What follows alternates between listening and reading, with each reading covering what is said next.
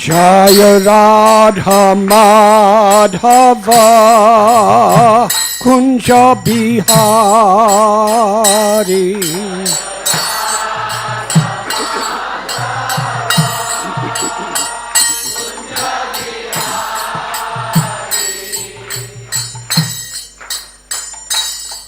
Jaya Radha Madhava Kunja Bihari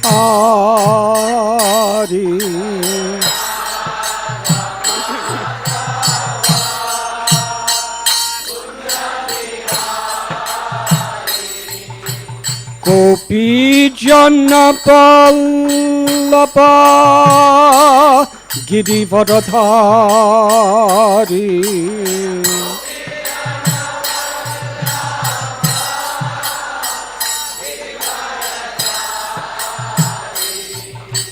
Gopi Jana Vallabha Girivardhari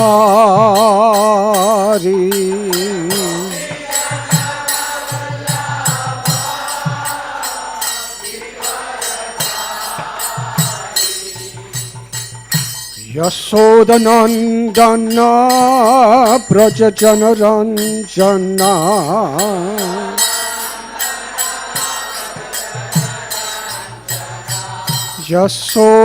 Yashodanandana Brajajana Ranjana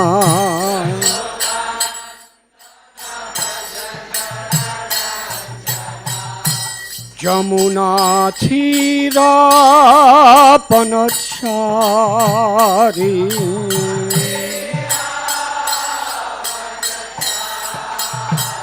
Jamuna Thira Panachari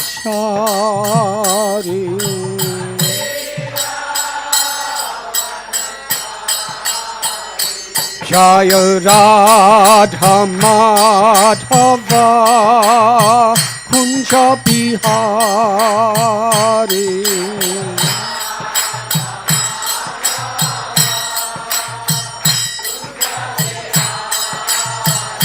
Jaya Radha Madhava Kunja Bihari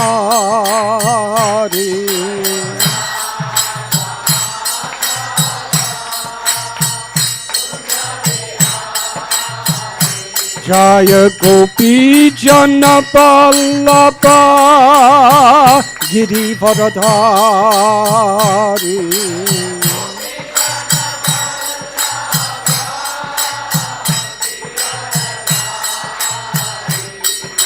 Gopi Jana Vallabha Girivardhari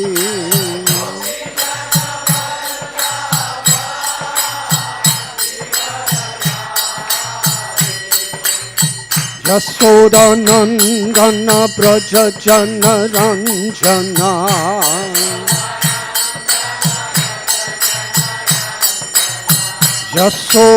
Yashodanandana Brajajana Ranjana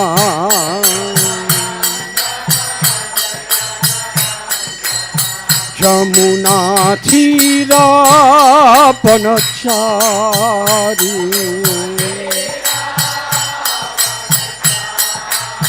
Jamuna Thira Panachari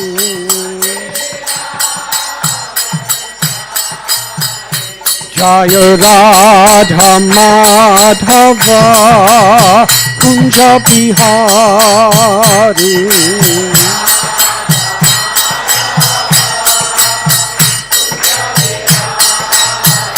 Jaya Radha Madhava Kunja Bihari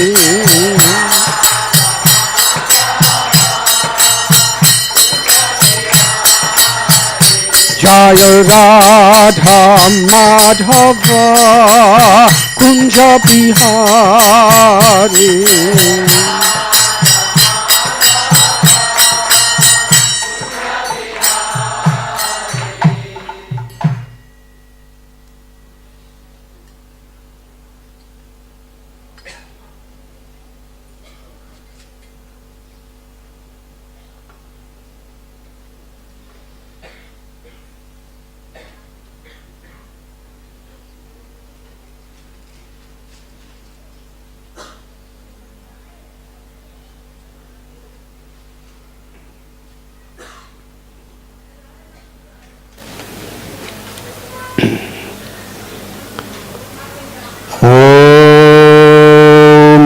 ज्ञानतिमिरन्धस्य ज्ञानाञ्जनशलाकया चक्षुरुन्मीलितं येन तस्मै श्रीगुरवे नमः।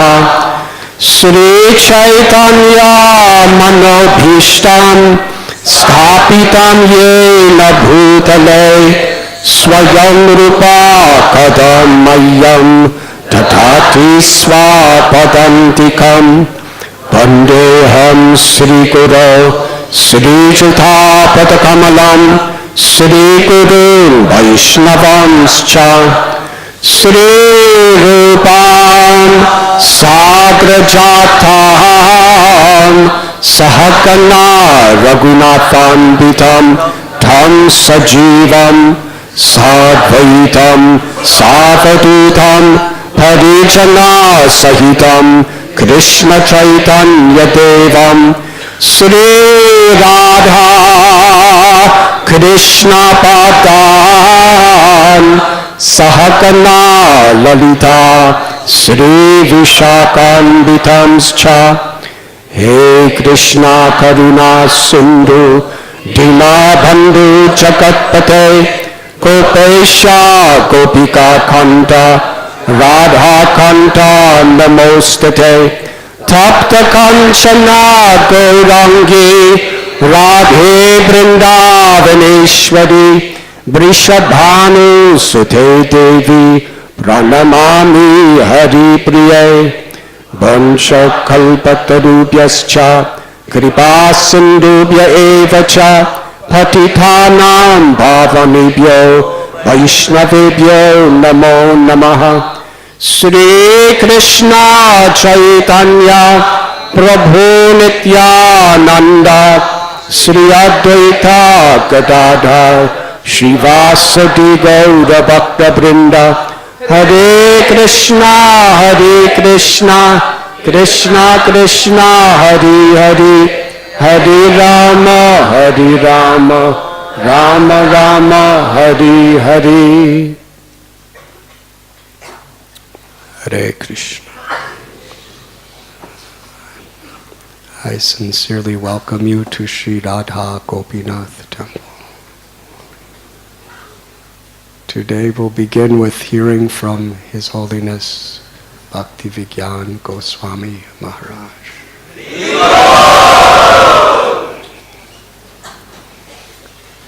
Maharaj is the devotee who has taken the most serious responsibility as a leader of the largest geographical country on the planet, Russia. I think there's about 8 time zones or something. It is the country that has endured some of the greatest challenges and still is.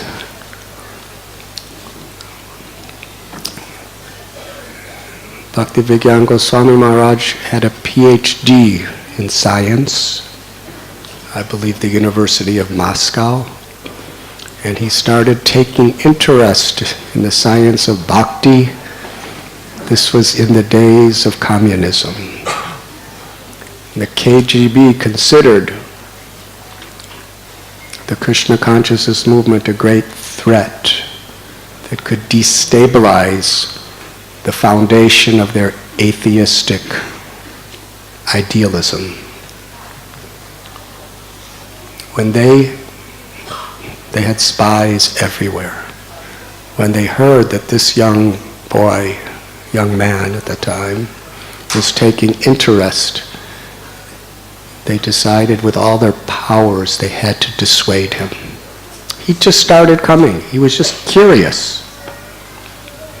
They took him into the KGB headquarters, and for a full day they interrogated him. They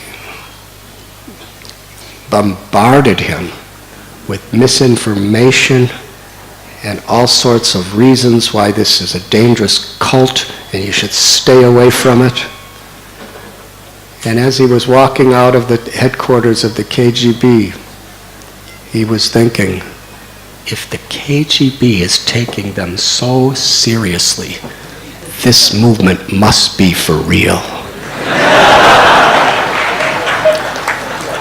And it was then and there that he dedicated himself. So indirectly they preached to him in their own way. Of course, he had to leave the country for some time because of his prominence. And after communism went to another place, he gradually became more and more a leader.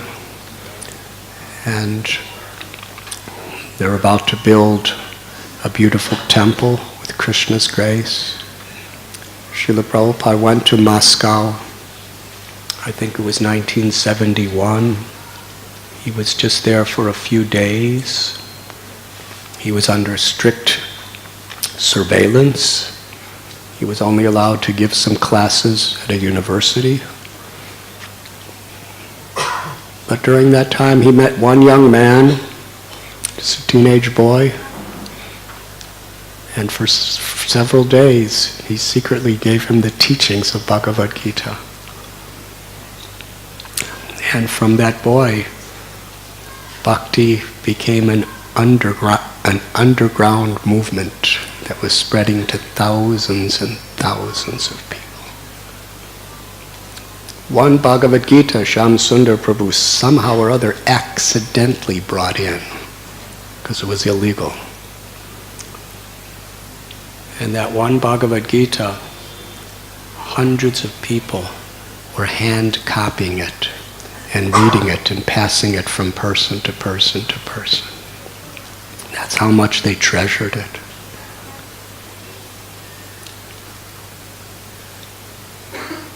There are tens and thousands of devotees in Russia. And even to this day, very formidable opposition.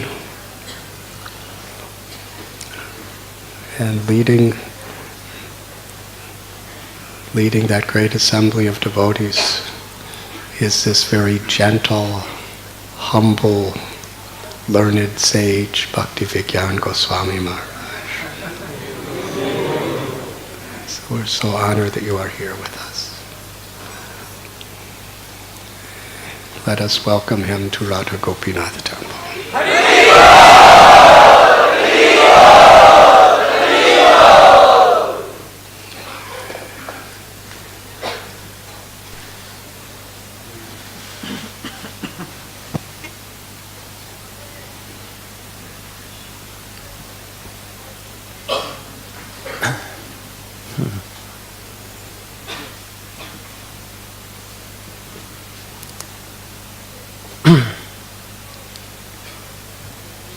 Ajanulambitavujokanakkavadatu sankirtanaikapitaro kamalayataksha vishvambaro dvijavaro yugadharmapalo Vande jagat priyakaro karunavataro Yantah pravishya mama vachimamam prasuptam sanjeevayate kila shakti daraksvadamna Anyam shahasta charana shravanatva pranannamo bhagavate purushaya tubhyam.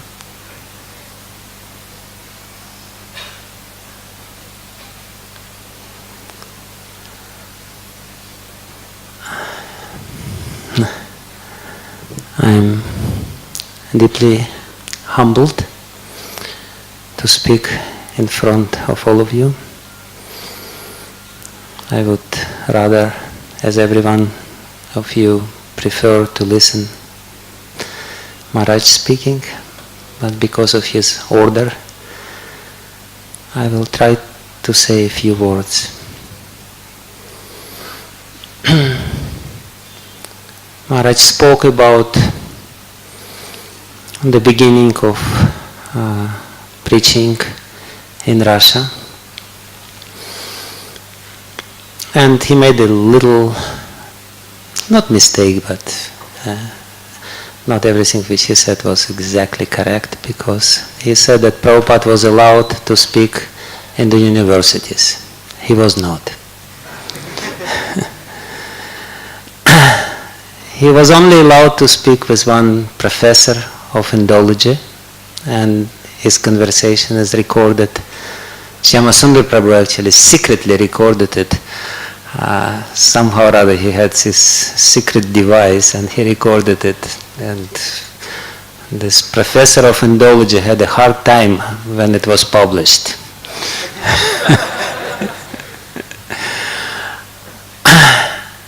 And that was the only occasion when he was really able to speak about the philosophy. But as Maharaj said, he also spoke with a person who later became his initiated disciple, named Ananta Shanti. And I was fortunate enough to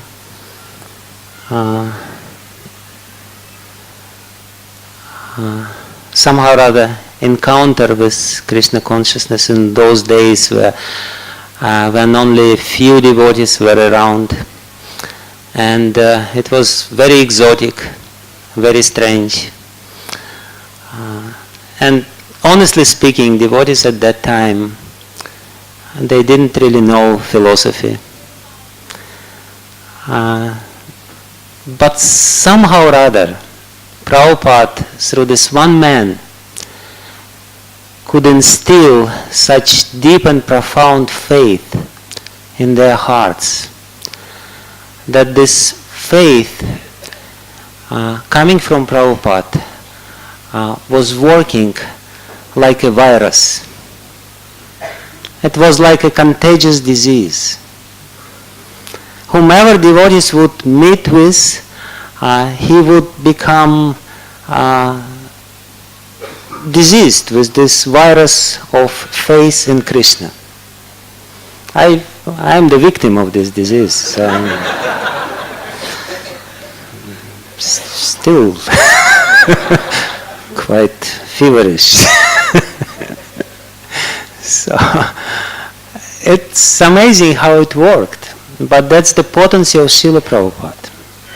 Actually, this Russian page of the development of Krishna consciousness movement is one of the most glorious proofs of the tremendous potency which was invested in Srila Prabhupada by Krishna himself.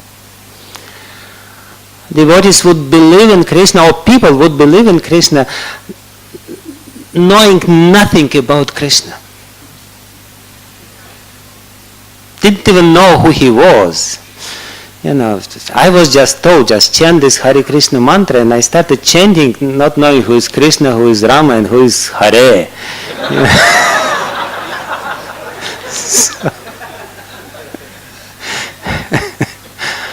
Somehow or other. And it did work. So that's glory of Prabhupada. This first devotee or disciple of Srila Prabhupada in Russia, he told me once, when he met with Prabhupada and heard him speak, he felt as if he came home after a long journey. And this exact same feeling was there in the hearts of many other people who never met Prabhupada, but who read his books, who met with the devotees. Again and again and again, I hear this first impression of people who read Prabhupada's books. They say, it's amazing, I always thought something like this, but this man described everything which I thought in a very logical and systematic way. When Prabhupada speaks, everyone has the feeling that it must be like this. It is the truth. I remember a letter, I think I already quoted this letter once here. One lady wrote to me that when I read Bhagavad Gita, I always cry. I read Bhagavad Gita 5 times. And whenever I read, I cry and I shed my tears at every page of Prabhupada's Bhagavad Gita. And you know why? Because I know when I read the words of Srila Prabhupada that it's truth. And I cannot contain myself because I was searching for this truth for so long. I was searching and searching and searching for this truth in my life journey. And I was trying to find truth, and I would find some little drops or little sparks of the truth in different teachings, in different books. But when I finally found Prabhupada's books, I found truth in its most complete and perfect form. Whatever I have seen in some other books, little bit here, little bit there, I saw it all in this one book. And therefore when I read it, I cry. I cannot contain myself. When I read this letter, I thought, she's very advanced. I don't cry when I read Bhagavad Gita. But this is the feeling, or this is the potency of Srila Prabhupada's words. When he speaks with such a conviction and with such an understanding, deep, profound understanding of the truth, that people, whoever reads this, they immediately get some kind of revelation in the heart. This is the truth itself which is speaking with me, or speaking through him. This is called parampara. When you perfectly repeat the message which you deeply realized by your spiritual practice. When you heard something from your spiritual master and then practice it in your life, day in and day out, again and again. And by this practice you realize this truth, then you're capable of speaking in such a way that whoever listens to you feels that this is truth, this must be it. And this is how the spiritual master plants the bija, bhakti lata bija, the seed of bhakti, the seed of plant of bhakti in the hearts of people. This seed of bhakti is nothing but faith. When this seed grows, it turns into big and magnificent creeper, which brings very beautiful and fragrant flowers and very tasty fruits of bhava and prema. But the seed in the form of faith you can get from the mouth of a devotee. And the feeling which you have when you hear devotee, I came back home. We know this famous phrase of Srila Prabhupada, back home, back to Godhead. We are all looking for this. We are searching for this. We are wandering in this material world, practically homeless. We may have some kind of bungalow, or little flat or apartment, or even some palace. But this feeling that we are homeless here is still there, because there is no shelter. The amazing thing about this material world that no matter how rich you are, you cannot find shelter in this material world. It's all temporary, and everyone knows this. Everyone knows this. Some people are more clear about it, some people are not so clear about it. They try to be in illusion about it, but ultimately everyone knows this. There is no shelter in the material world.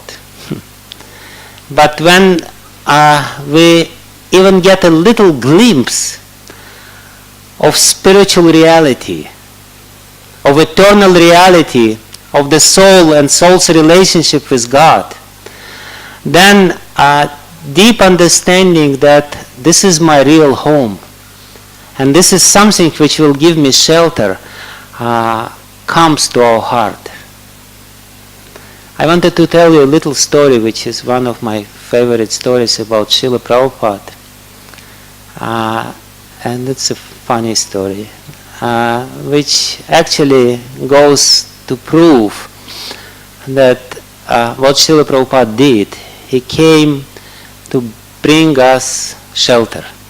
And ultimately his goal is very clear. He came to bring us back home, back to Godhead. And he brought this home to every one of us. This feeling that we are at home, that we finally found something which we have been looking for a long time, is there, and we can find it in the words of Srila Prabhupada. This little story which I heard is about one girl from the hippie background who came to see Srila Prabhupada in the very early days of the movement in San Francisco. And hippies, special people. They were all seekers of truth. They wanted to find the truth, they wanted to find God, they wanted to find love. But they were doing it in not in a very systematic way.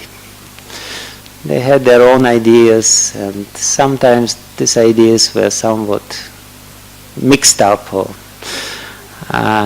So somebody told this little girl that there is some Swami, and he is teaching about God. And Swamis were popular at that time in America.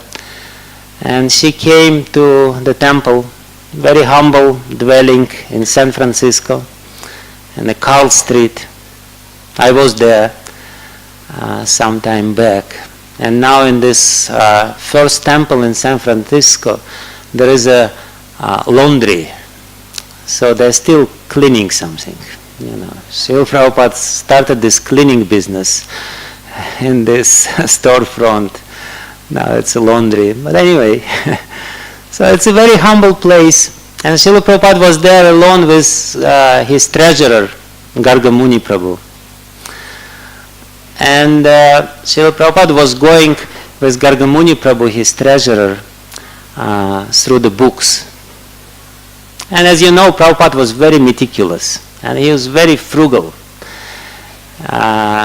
And they were sitting there, and this girl came and she wanted to see Swami. And sometimes people have this image of Swamis. Swamis, they're just, their heads somewhere in the clouds. And when they look at you, you just get electrified. So Prabhupada was sitting there with Gargamuni, and he was going through the books, and in the books they would record any expenditure which were there. Few cents, $1, 30 cents, and Prabhupada would go very meticulously and ask, why it is so much? Why is 30 cents? Why not 20 cents? Why? What is this expense? What is this expense? And they were talking about money, cents and dollars, this. And this girl, Prabhupada motioned her and said to her, sit down, wait, I have an important business. And this girl was sitting there and listening through this conversation, 30 cents, $1, $5, 20 cents, why this? Why this? Can you bring it down? And she was becoming more and more agitated inside. She felt, what kind of, what is this? And that went on for a long time, She was sitting and listening, and there was nothing spiritual about it. Absolutely. At least it appeared to her like this. So finally she exploded. She just exploded. She stood up. She raised her hands up in the air and she started yelling, I came here to find God. I came here to find love. Prabhupada looked at her very calmly. She's just yelling and she's angry. Prabhupada looked at her and said, sit down, you came to the right place.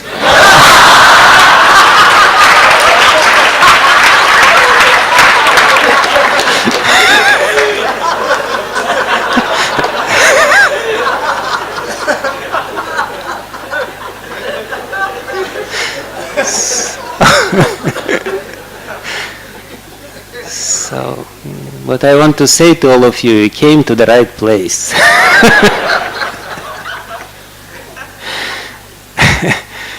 We all came here because we were looking for something. And this is the place where we can find something most precious, something which we have been looking for many, many, many lifetimes. And this is because of Srila Prabhupada. He came to this world to bring us the treasure which we have been looking for. And all over the place, all over the world, not only in India, people, when they meet the devotees, when they read the books of Srila Prabhupada, they have this feeling, finally, I found what I have been looking for. And this feeling of gratitude always has to be very deep in our heart.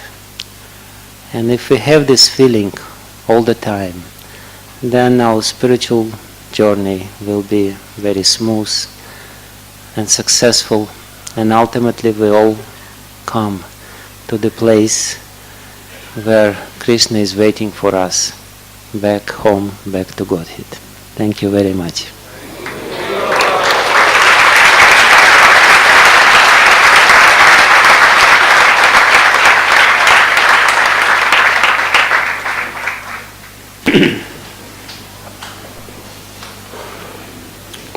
Thank you, Maharaj.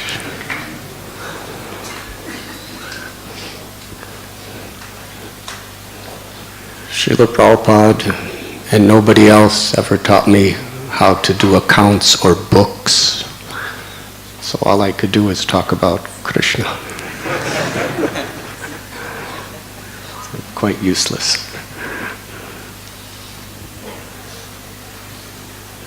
This willingness to extend oneself for the spiritual welfare of others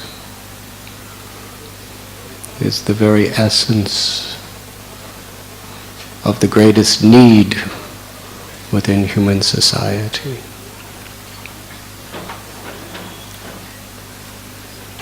Bhaktivedanta Goswami Maharaj was speaking about our beloved Srila Prabhupada's visit to Moscow in 1971. He somehow or other went behind the Iron Curtain. About a 73-year-old Swami from Vrindavan,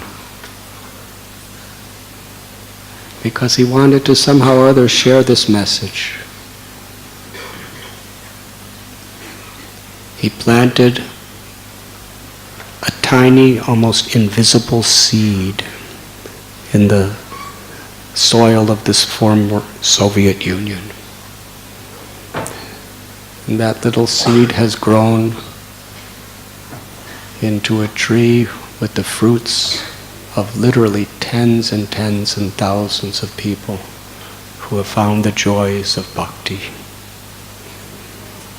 And is still growing.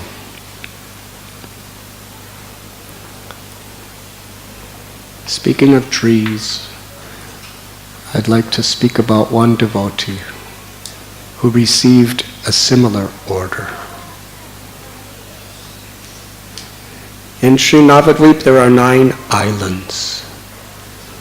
On one of them, Antardvip, Lord Krishna, in the Yuga avatar of Sri Chaitanya Mahaprabhu, appeared within this world.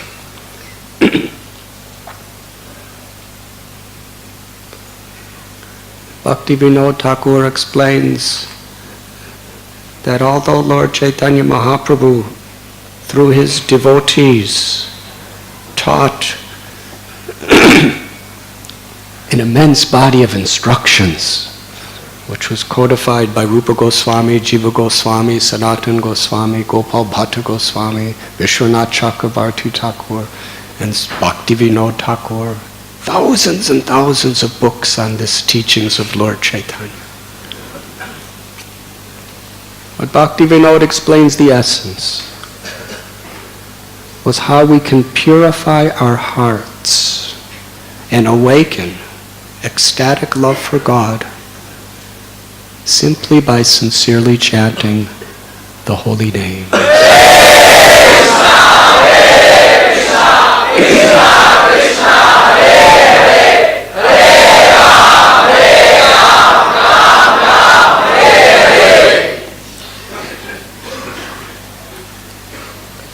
And by showing compassion to others. This, he explained, was the essence of Dharma, the essence of religion, the essence of life. To cleanse the heart through the name of God, to awaken our love, and to be an instrument of compassion to other living beings. On another one of those 9 islands is Modadrumadvip. In Modadrumadvip there's a village called Mamgachi. And there lived some very saintly people. One of them, his name was Sharanga Thakur. Saranga Thakur was absorbed in chanting God's names and meditating on the Lord. He would sit on the bank of the Ganga practically day and night, immersed in this way. And Lord Chaitanya would come to visit him and tell him that you should give this message to others. You should become a guru and make disciples. Saranga Thakur had not the least interest. He said, I'm not qualified, and it will be such a disturbance to my bhajan, my own spiritual practice, to have to deal with other people like this. At the time he was sitting under a tree, a bakula tree, very large one. And this tree was a favorite tree of his. He would sit and chant under it day and night. Recently the tree died. There was not a single leaf or flower or fruit. And Sri Chaitanya Mahaprabhu personally embraced the tree.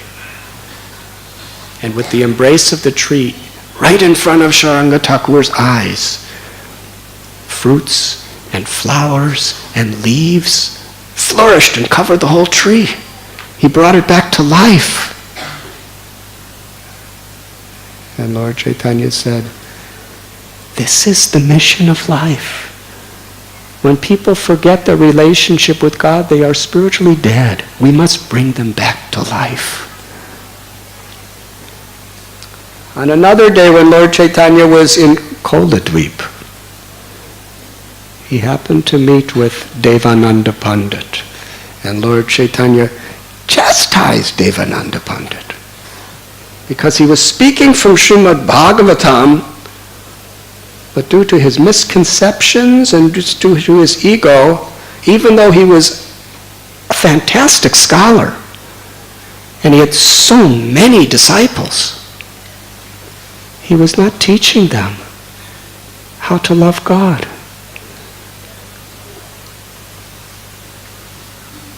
After chastising Devananda Pandit, Lord Chaitanya again turned to Saranga Thakur and said, you should be an instrument of my grace. Make disciples. This was becoming too much. So before he took rest that night, Saranga Thakur decided, the first person I see tomorrow, I am going to give them bhakti and make them my disciple. Whoever it is.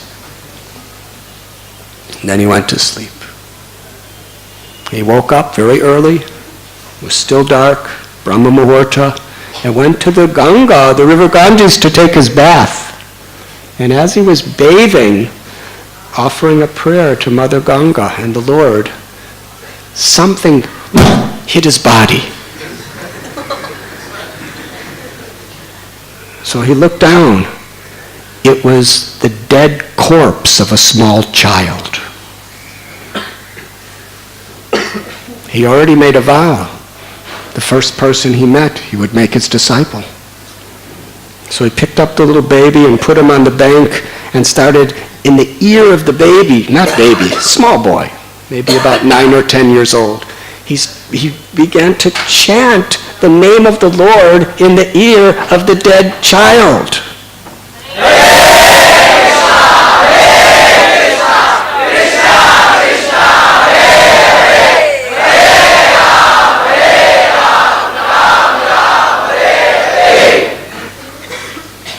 If you want to wake up a dead child, you have to chant much louder than that.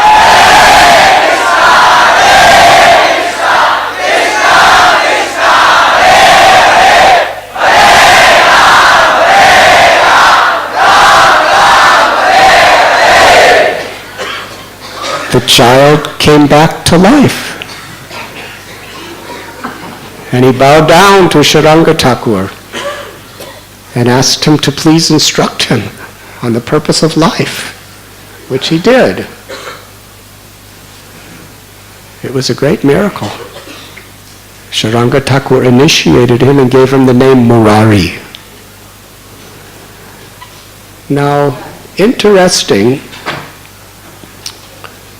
this Murari, he died by getting bit by a snake.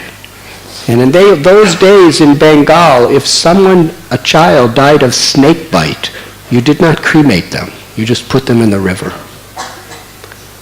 So the word came back to his parents that he was alive. They were overjoyed. They came running to Mamgachi and said, son, come home.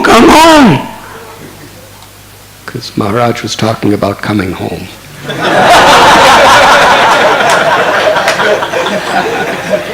My boy, come home. The mother, the father, they were so happy. He's alive. And Murari said, I'm home. I'm with my Gurudev. He said, the body that you gave me died. That's finished. Now this body belongs to him. He is my mother. He is my father. He has given me life. And Murari,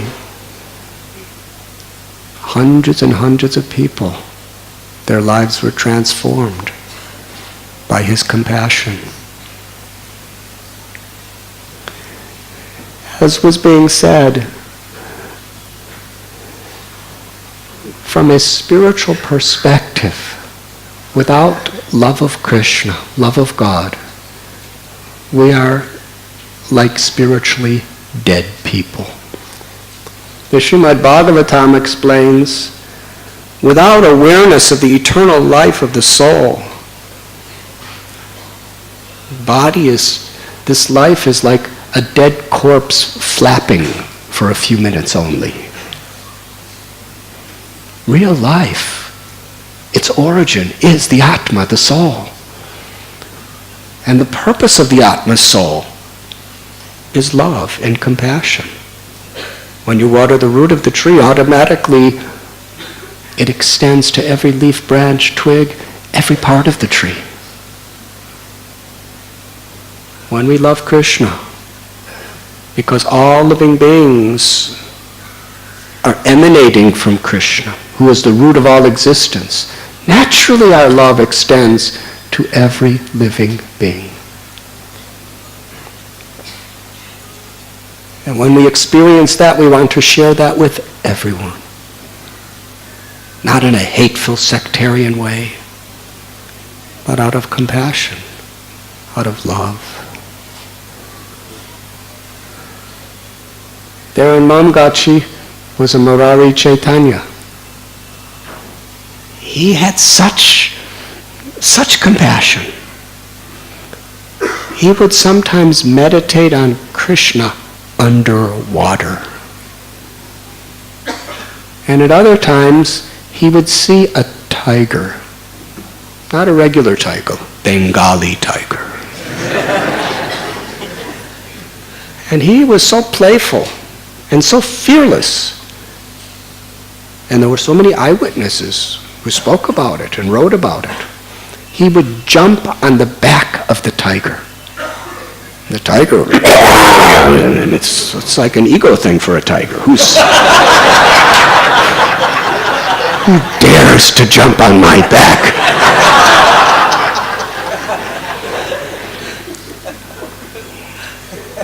And Murari Chaitanya would tell him, chant the names of Krishna. And he would speak the name of Krishna in his ears.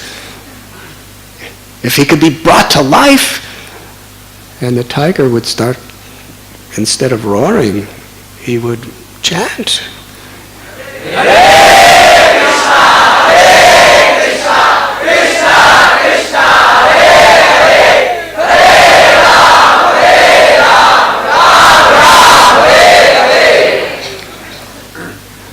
Actually, he did roar, but he roared Krishna's names. And the next door neighbor of Sharanga Thakur was Vasudev Dutt. Wouldn't you like to live in that neighborhood? Vasudev Dutt from Chittagong in Bangladesh settled in Mamgachi.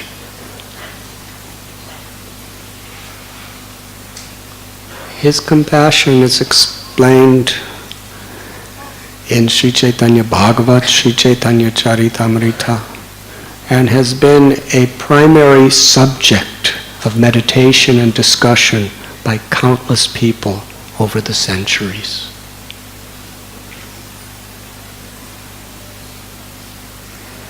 He would visit Jagannath Puri every year to meet Lord Chaitanya. And one day, Vasudev Dutt, he prayed with tears in his eyes. My Lord, you are the supreme, all-powerful, omnipotent, omniscient, absolute Lord of all of creation. You are Abhigya Swarat, you are all-knowing and independent. And you have the power to give benedictions. There is one desire that has been burning in my heart for a long time. I beg you, please fulfill this one desire. My heart breaks when I see the suffering of people within this world. Due to so many careless karmic activities, there are so many sinful reactions that people have to endure. Please, my Lord, fulfill this one desire. Let all the sins, all the karma of every living entity, of every species in this entire universe fall on my head. Allow me the honor of suffering hellish conditions perpetually so that everyone else could be happy with you. I know, my Lord, you do have the power to fulfill this desire. And if you do, this is all I ask. It's one thing to say it, but it is another thing to mean it. Sarvasya chaham hridisha nivishto. The Lord is within our heart. He doesn't just see what we do, but he understands the intention in which we do it. He doesn't just hear what we speak, but he understands what we really mean. Vasudev Dutt meant it from the core of his heart. He considered it the greatest treasure and the highest honor to endure whatever had to be done so that others could be happy. when Lord Chaitanya heard this, he began to cry. His voice faltered. He was not even able to speak. He was so moved. Can you imagine? The Lord of the universe to affect him so much that he can't speak, that he's beside himself, so emotional. And when he did say, the Lord said, "This is not surprising that you are speaking like this, because you are Prahlad." That great personality of the Srimad Bhagavatam. He had captured that spirit of compassion. And the Lord granted his wish. He said, "But why, if you are so compassionate, so merciful, you have such love for every living being, why should you have to suffer? I will give them all liberation simply on the basis of your desire."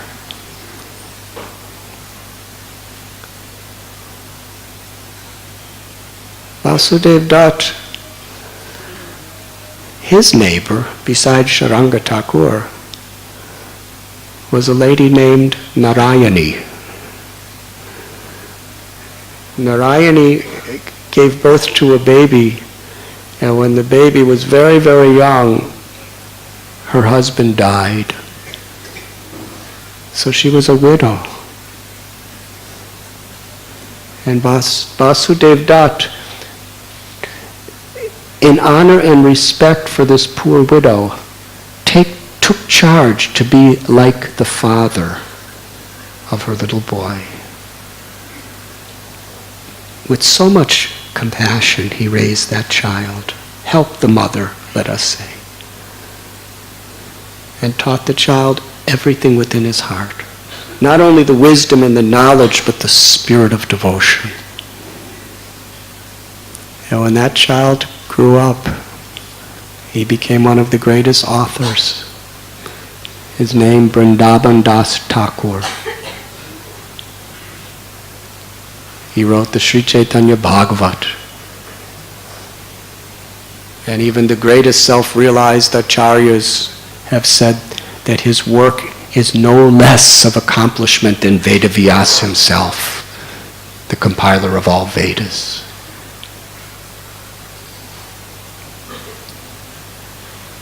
Vrindavan Das Thakur, Murari Chaitanya, Murari Thakur, Sharanga Thakur, they all lived within 2-3 minutes of each other on the bank of the river Ganges. Later on, Vasudev Dutt moved to Kumarahata, the birthplace of Ishwara Puri. And he had a neighbor there whose name was Shivananda Sen. They lived very close to each other.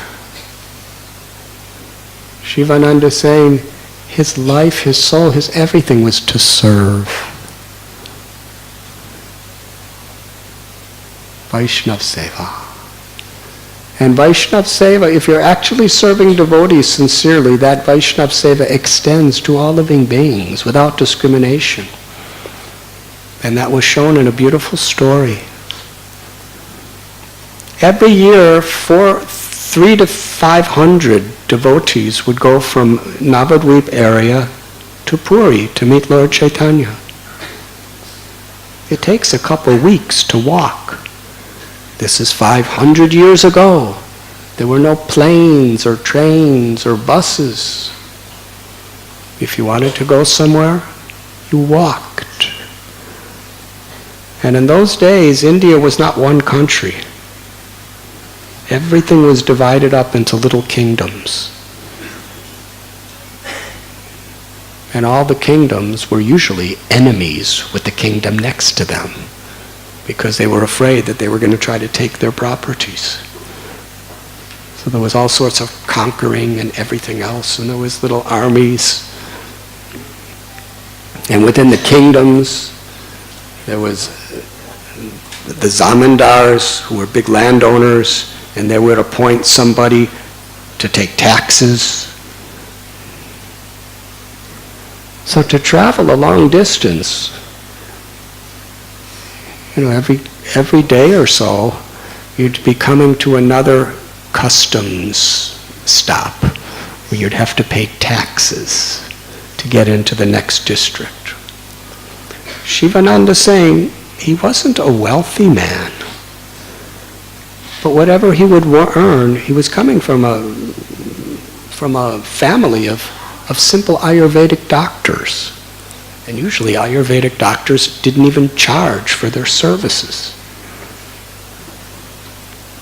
But somehow or other, Shivananda saying he would collect enough to sponsor the entire tour. How far is it about? 600-700 miles between Navadvip and Puri. And they would walk, and he would arrange for 400 people's accommodations. He would arrange 3 meals a day for them. And he would arrange the boats, because there's so many rivers and lakes you have to cross. He would arrange the boats and to pay for the boats and all the taxes. And he considered it the greatest honor of his life to serve. He never expected any respect from others for what he did. Rather, he respected everyone else for allowing him to do it. This is the consciousness of a devotee. We all have so much to learn. Sometimes we do something for someone and we expect some honor, some respect. But these great souls, they respect and honor anyone who allows them to serve. Such humility. And he saw to each and every person as individually as possible. And so many difficulties and troubles came his way. It was really an organizational, can you imagine? In India, with all its bureaucracies and all its corruptions, to be walking, responsible for 400 people. Sometimes it was double, because there was husbands and wives and children. And on one trip, a dog joined their party. He wasn't coming from Navadvip, not a dog of the Dham, just a regular old dog. Didn't have any pedigrees. Most dogs in India are kind of you don't know what breed they are. They're kind of a combination of everything. These dogs are dogs. So this scrangy little dog just started following them. And Shivananda Sain considered, he's under my care. He's joined the party. What am I going to feed this dog? He fed the dog the same prasad that the devotees were eating, but the dog didn't like it. What would you do? Shivananda Sain had his cooks make special preparation just to the liking of the dog. Of course it was vegetarian.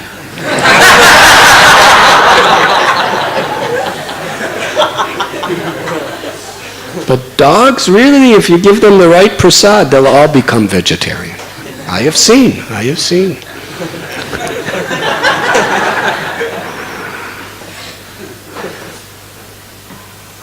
So he was making a special kind of rice for the dog. And the dog, he would eat the rice.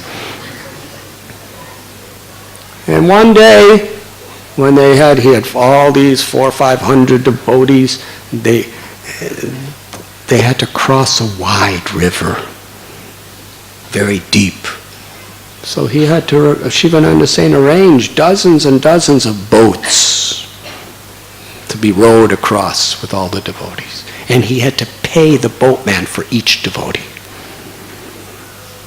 And when the dog went to get on, the boatman said, "No dogs allowed on my boats." Because you know what dogs do. So Shivananda Singh started negotiating with him. And he paid him like double, triple, quadruple he would for a human to take the dog. And finally, it was as they say, an offer that could not be refused. So he took the dog on. And Shivananda Singh gave him a lot of money for that dog. It wasn't that Shivananda Singh was attached to the dog. He was attached to the soul, the spirit within the dog.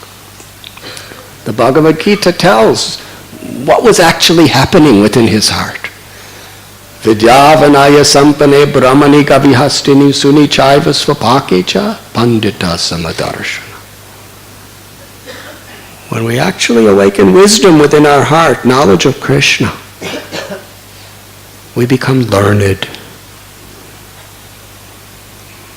To be a pundit, a learned person, according to Gita, means you see every living being with equal vision. You don't just see the shape of the body and the color of the skin or the temperament of the ego. You see the Atma. You see this living force, part of Krishna within everyone. Aham bija pratapita. Krishna says, every living being I am the mother and father for. They are in me and mine. So Shivananda is saying, whoever it was, he was seeing a beloved child of Krishna. And in this way, he brought the dog across the river. One day Shivananda Singh was being harassed by a very greedy tax collector who wanted to try to extract as much as possible. Shivananda Singh didn't want anybody else to be inconvenienced. He told the collector, I'm the one with the money. Let them all pass. Let them carry on undisturbed, and I'll deal with you. So everyone went forward. And it took a long time. And finally, he negotiated, because he didn't have a lot of money either. And when he finally came back, everyone had just taken prasad. And he didn't see the dog. He said, where is the dog? Doesn't have a name for the dog in the book either. Where is the dog? He said, I don't know. Nobody knew. So he asked the cook, did you make the special rice for him? And the cook said, I forgot. Shivananda saying, you forgot to make the special rice for the dog, therefore the dog's out looking for food somewhere, we have to find him. Shivananda saying, with his top assistants, spent a major portion of the day searching for that dog. This is really devotee care.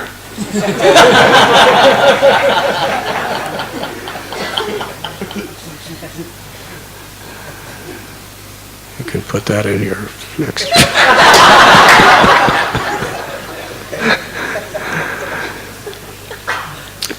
They couldn't find him. So he felt that he had failed to serve one of Krishna's children. And eventually, days later, they came to Puri. And there, Lord Chaitanya greeted all the devotees and gave them accommodations and gave them prasad and chanted and danced with them. And the next morning, Shivananda Singh came alone to see Lord Chaitanya. And Lord Chaitanya was sitting in his courtyard near the Gambhira.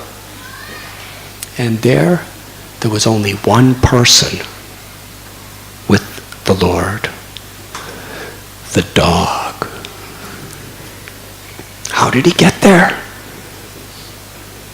When Shivananda Sain saw the dog, Shivananda Sain, he's a Mahatma.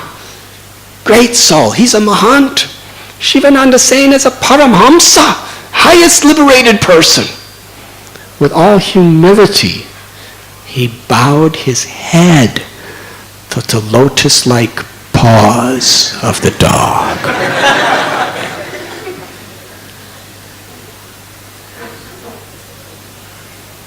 And meanwhile, he saw Lord Chaitanya.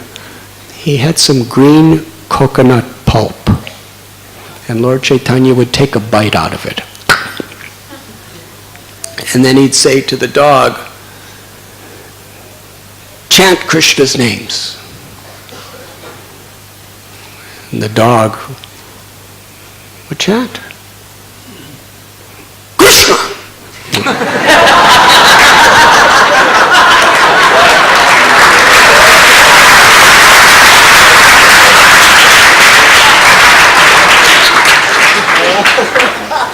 Just see my condition. Nobody claps for my philosophy.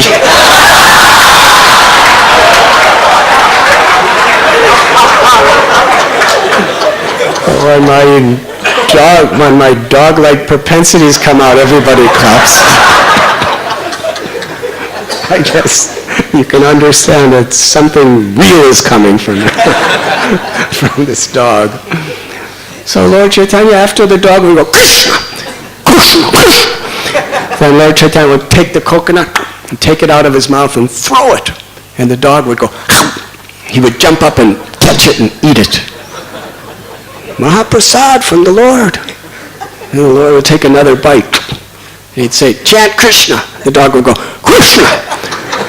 And he'd throw it. And the dog would go, and eat it. Shivananda Sain was thinking, just see how the Lord is giving so much compassion. Out of all the billions and billions of living beings, entities in this world, he's all alone with this dog. The next day, no one saw the dog. The reason? Lord Chaitanya sent the soul of that dog to Vaikuntha, to the spiritual world, to be his eternal, intimate, loving associate, the perfection of liberation. Why did the dog get that mercy?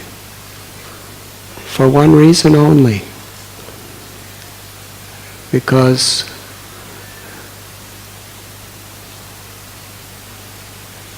Shivananda Sain loved Lord Chaitanya. He loved Krishna so much, so deeply. And because he showed favor, he showed compassion to this dog, the Lord himself felt, in honor of Shivananda Sain's love for me, I must deliver whoever he loves, even if he's a dog.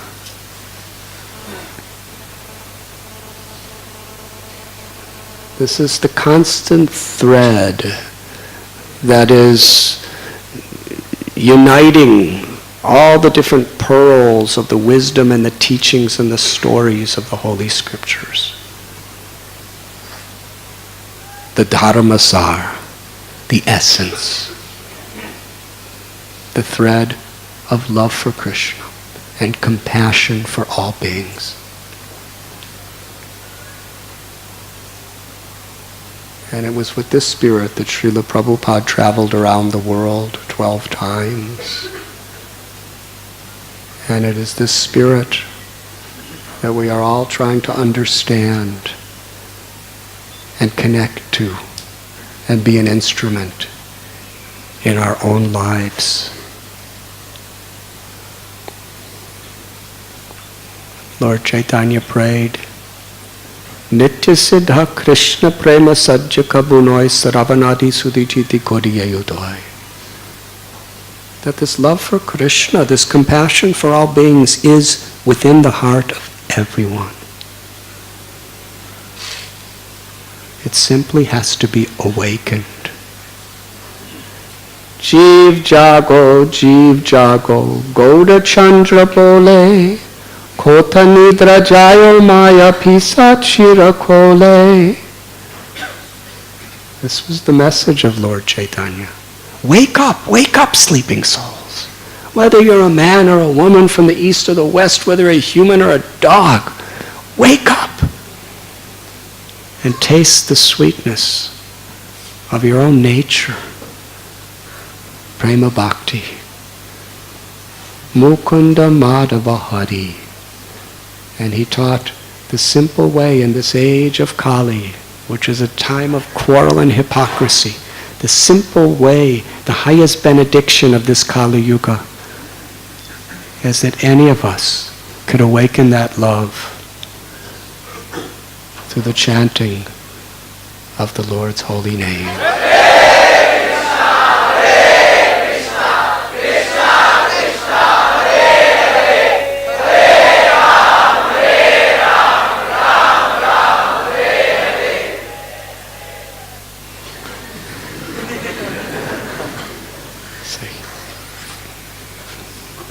Nice echo.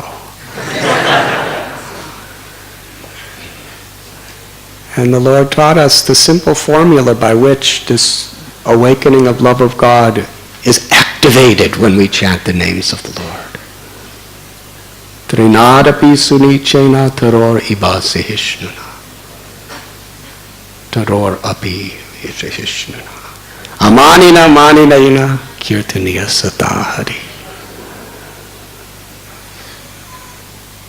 To feel oneself more humble than a blade of grass, more tolerant, more forgiving than a tree. To find joy in offering respect to others, by not demanding respect for oneself. If we can simply live by these principles, Krishna manifests himself fully in his names and attracts our hearts forever. This is a foundational quality of a real Vaishnava. Never to demand respect, never to expect respect, but to command respect. By our compassion, by our love, by our concern, by our morality, by our qualities, we attract the love and respect of others.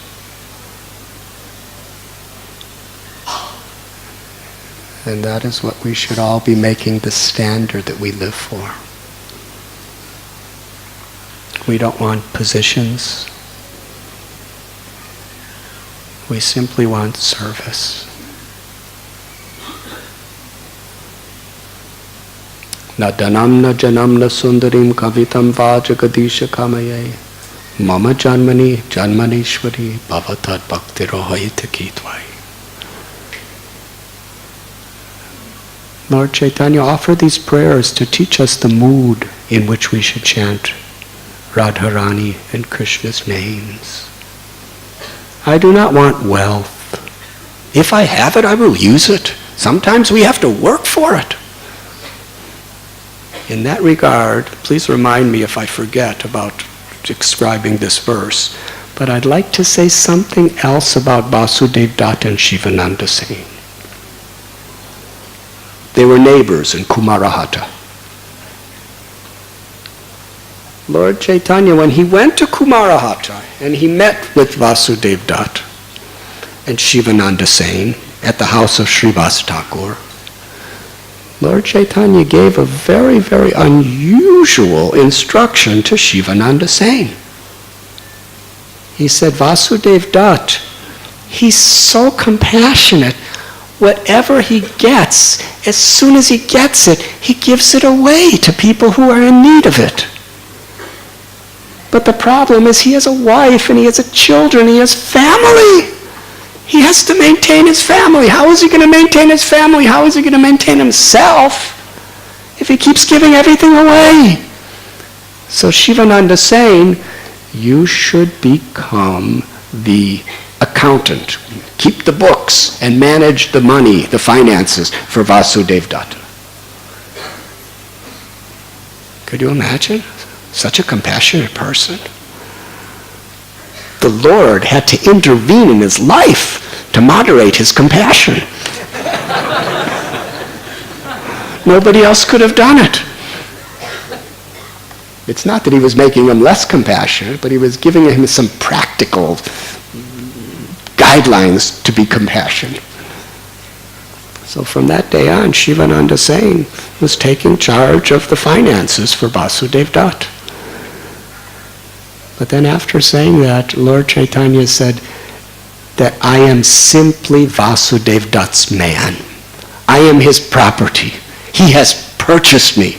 I belong to Vasudev Dutt. And anywhere, to anyone, if he wants me to give me away or sell me, I am sold. Whoever Vasudev Dutt desires to give me to, I am that person's.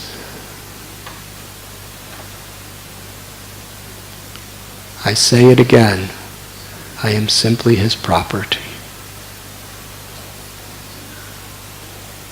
Krishna tells in Gita, Sarva Loka Maheshwaram, I'm the proprietor of everything that exists.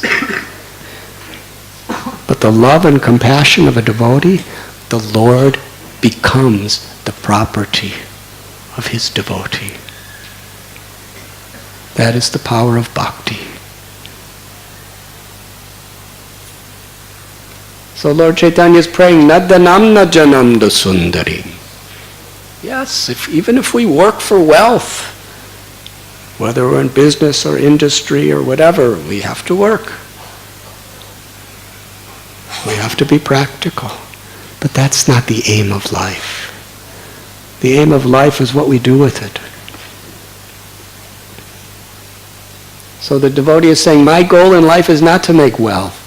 I don't want beautiful men or beautiful women to enjoy. I do not want fame. I do not want scholarship. I do not want even liberation from suffering. What is the greatest, most valuable treasure in all creation? That's what I want. To serve you, my Lord, unconditionally, wherever, whenever, wherever you may want me. Narayana parasarve nakutashtina vidyate swaraka pavaraka narakeshu apitulyarta darshanam. A few days ago was Shivaratri. This verse from the Srimad Bhagavat was spoken by Shankar, Lord Shiva. He was remarking in ecstatic enthusiasm, just see the qualities of Chitraketu Maharaj. This is the quality of a great devotee of Lord Narayan. Whether the devotee is in heaven or hell makes no difference. Whether he's liberated or unliberated. He's happy, grateful, supremely honored, simply with the opportunity to serve without ego, with love. This is why we come to this temple. This is the essential reason why we take the human form of life, to acquire that treasure. Prema Dana, the treasure of spiritual love.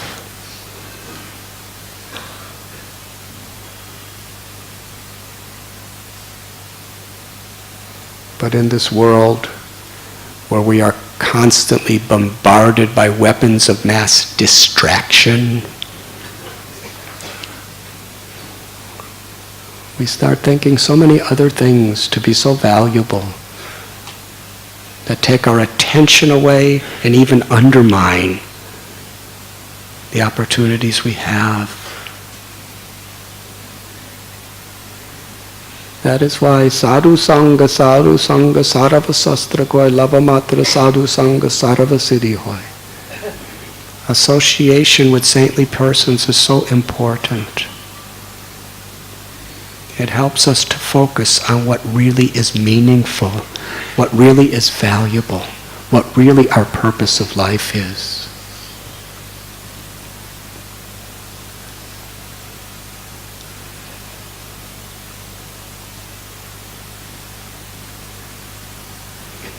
With this spirit, we are together to chant the holy names.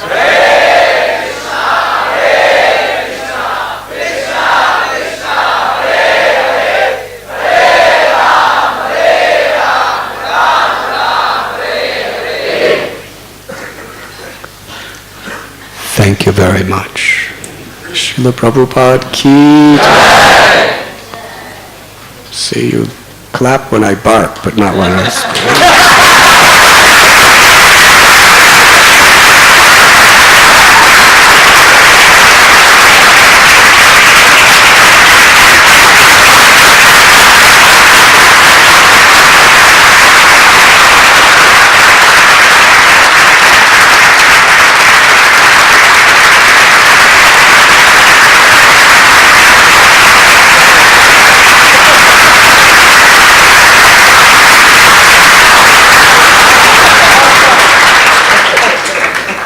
I think I just contradicted my whole lecture by demanding respect. Let us all celebrate by dancing to the holy name of Kirtan. Sri Krishna Chaitanya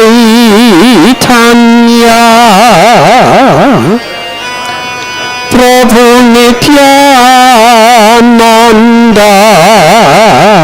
Sri Advaita Gadadhar Sri Vasadi Gaur Bhakta Vrindavan.